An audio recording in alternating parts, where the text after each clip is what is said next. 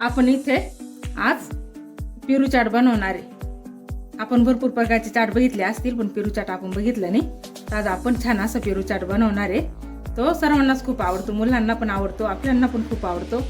आणि ह्या दिवसामध्ये जरा पेरू कमीच पडलेला असतात, पण याच्या आधीच्या सीझनला खूप पेरू असतात।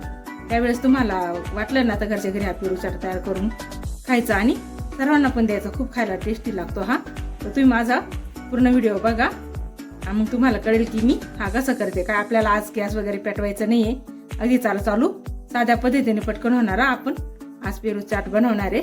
चला मग आपण सुरुवात करूया। इथे मी एक पेरू घेतलाय अगदी छानपैकी। तुमच्याकडे जो असला तो पेरू घ्यायचा आहे। आम्ही बाजारातून आणलाय, तर आकारात जरा खूपच मोठा आहे। आपल्याकडे छोटा पेरू असला तरी चालेल, किंवा कुठला पण असला तो तरी चालेल। आपण याला आधी कट करून घेऊ।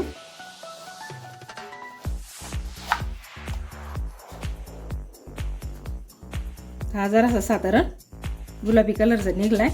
तुमच्याकडे यापेक्षा गडद कलरचा असला तरी चालेल। कुठलाही पेरू आपण घ्यायचा आहे असं काही नाही।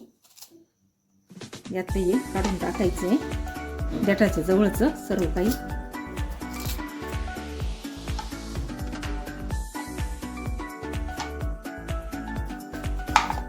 आणि या प्रकारे छानपैकी कट करून घ्यायचे।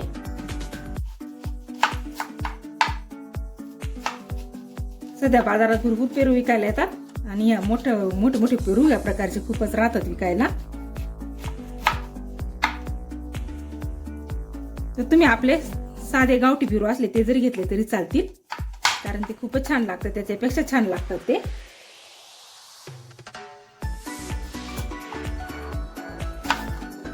या प्रकारे मी छोटे छोटे तुकडे करून घेतले।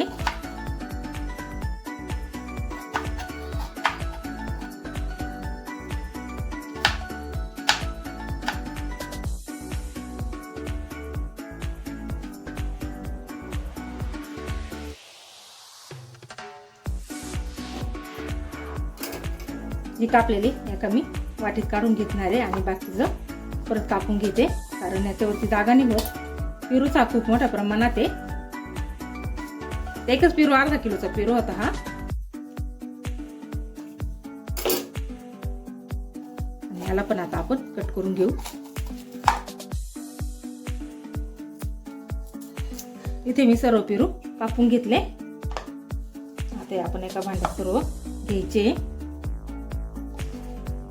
इथे मी सर्व एका वाटीत काढले, पण आपली वाटी जरा छोटी होती, आपल्याला मोठी वाटी लागणार आहे। मोठ्या वाटीत आपण टाकून बघू। मोठी वाटी घेतली।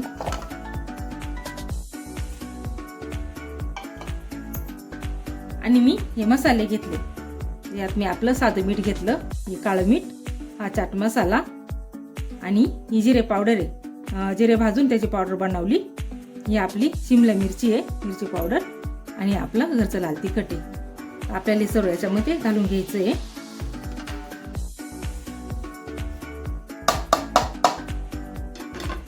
आणि एका चमच्याच्या साहाय्याने मिक्स करून घेऊ।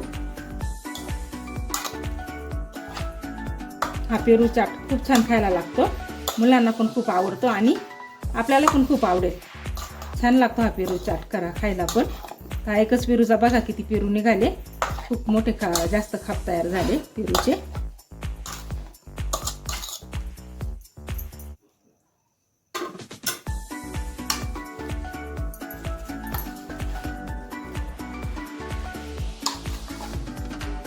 यात आपल्याला मिरची पावडर कमी वाटली किंवा काही कमी वाटलं तर परत वरून घातलं तरी चालू शकतं।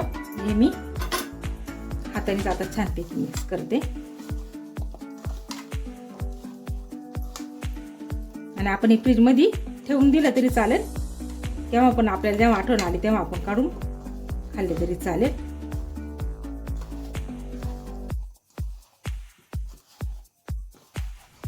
तर आपला पेरू चाट छानपैकी तयार झालाय।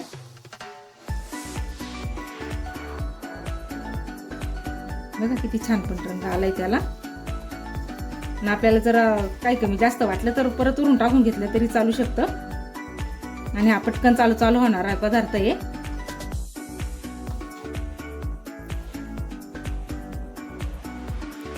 तुम्हाला माझी रेसिपी आवडल्यास लाईक आणि सबस्क्राईब करा।